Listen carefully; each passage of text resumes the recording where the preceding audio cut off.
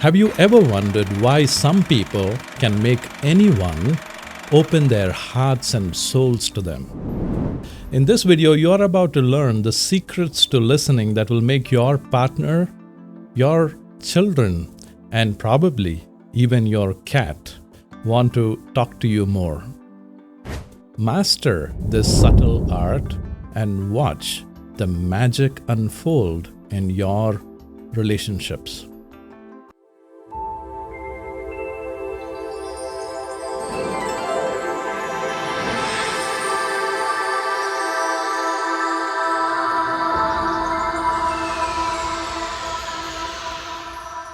Hi, I'm Stephen Antony, a medical doctor, psychiatrist, and a board-certified coach through Cleveland Clinic, Ohio. Our purpose on this channel is to make entertaining, cinematic videos backed by science, psychology, and a touch of history so that you not only enjoy watching them, but also learn practical tips that you can use in your life. So, click the subscribe button if you haven't already, and I promise to make it worth your while.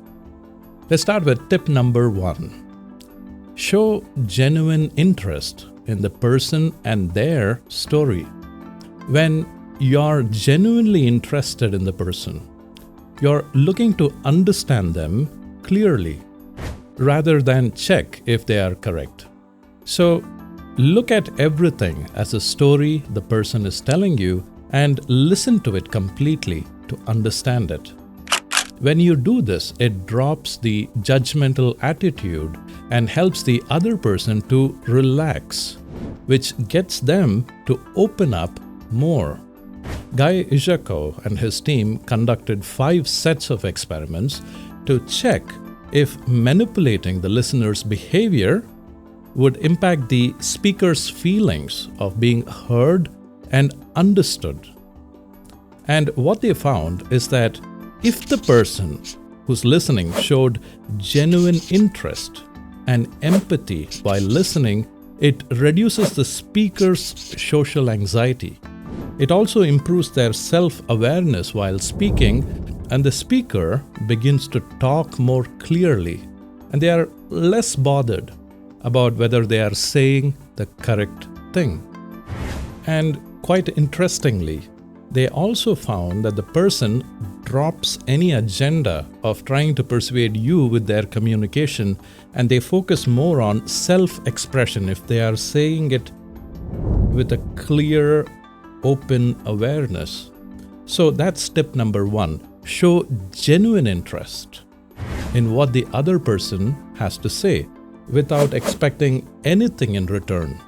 So, what do you do when they are speaking, you may ask? Well, a few things.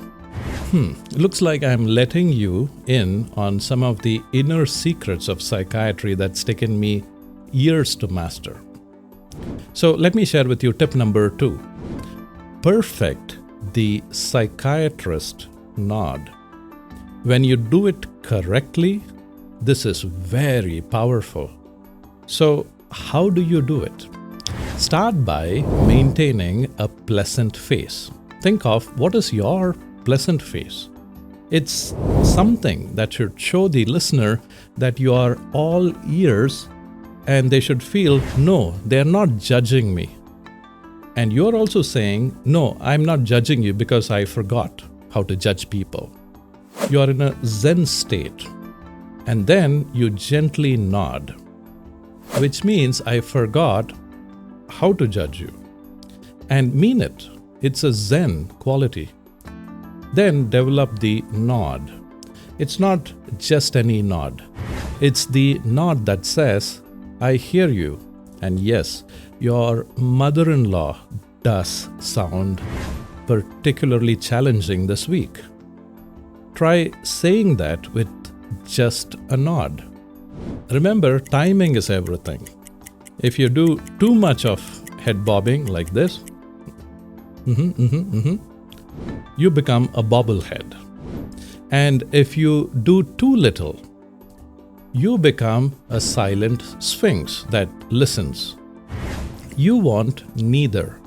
So find a balance in your nod. Let me share with you a secret. Listening is more powerful than speaking well. Many people suck at listening because good listening is hard, because it requires you to be generous with your cognitive resources, which is attention. You need to pay attention. Note the word pay. That's because attention is a form of mental currency. And when you're paying attention, it consumes your cognitive resources, and sometimes it can be exhausting. Then how do psychiatrists listen for so many hours? The longest I've listened to is for about 8 hours with a patient that had borderline personality disorder. So how does one listen actively when it's so energy consuming? Here's how you balance your energy. Now, while the other person is speaking, take a moment to ground yourself. Yeah?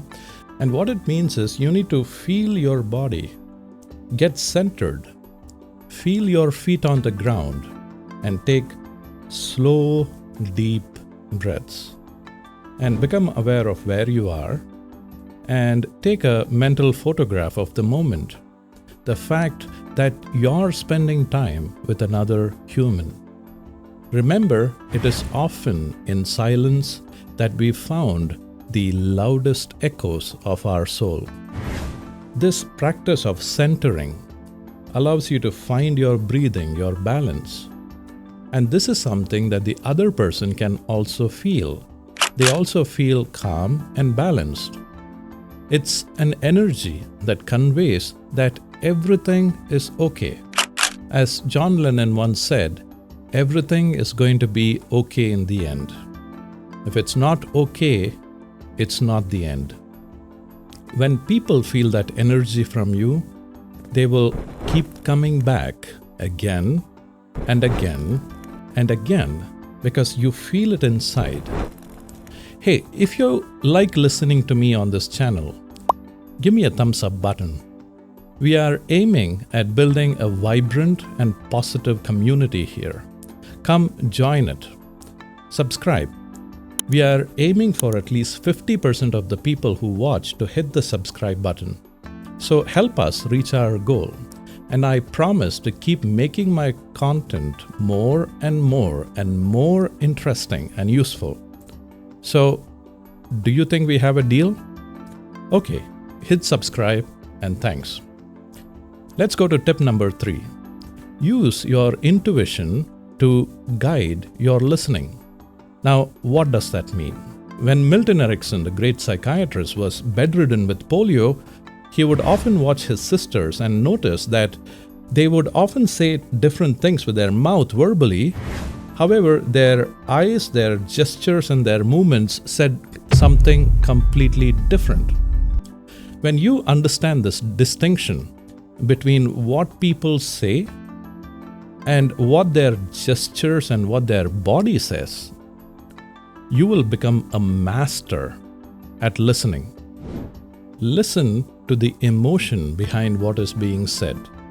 Feel the emotional undercurrent of the person. Once you feel that, clarify. Is that true? Is that how they feel? For example, if your girlfriend says, "Ever since we bought the new puppy, the cat appears to be moody," you might say, "So what I'm hearing is, you believe your cat is plotting against you because she is jealous of your new puppy?" Now, when you listen well, it shows two things: that you are paying attention and you are both on the same chapter, if not the same page. Now, what you do next is you validate their feelings and understand, is the emotion correct? This is known as emotion mirroring, and it's very powerful. Ask them, "It seems like you're feeling this, is that right?" Now, when you understand them on an emotional level, everybody feels heard. And you want to show support to how they are feeling. Now, this doesn't mean that you're being disingenuous. What I'm saying is think of a similar experience in your life where you felt the same way and try to understand what they are feeling. I'm sure there are similar experiences in your life or your friend's life. Now, we go into great detail on this matter and aspect of emotional intelligence in our breakthrough program, Deep Connection Blueprint. If you want your partner to fall in love head over heels, deeply in love with you, never leave you, never cheat on you, then get this program and you will become a master at deep attraction. The link is in the description box below. The next step, ask clarifying questions and reframing questions. Now, you want to ask people what questions and how questions. Avoid the why questions because they feel like you are questioning their choices, and it breaks rapport, and it's proven in social psychology experiments. Thomas Gordon's book, Parent Effectiveness Training on Raising Responsible Children, studied the impact of why questions in family communications, and they found that it would lead to resistance rather than open, honest dialogue. And this has also been shown in Miller and Rolnick's work on motivational interviewing, where they highlight the dynamic, suggesting that such questions can be counterproductive to fostering a good dialogue. So, how do you reframe those questions? So, for example, instead of asking, "Why did you do that?" ask, "What led you to make that decision?" Now, if you're interested in more examples, do check out our programs. People say it's really the best material out there, and no program even comes close to it. Now, we move to the final tip. Draw out the positives. While talking with people, look for a positive window. You will find one word that you may want to zone in and say, "Tell me a little bit more about that." This makes the person explain more about the positive word or attitude that they mentioned, and they become an advocate in the process.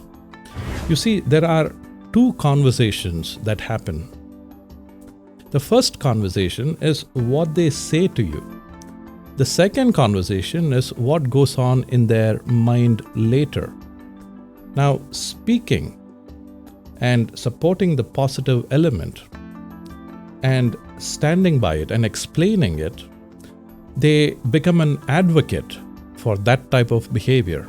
When they think about that conversation later, they extend that conversation in their mind, and the belief becomes stronger.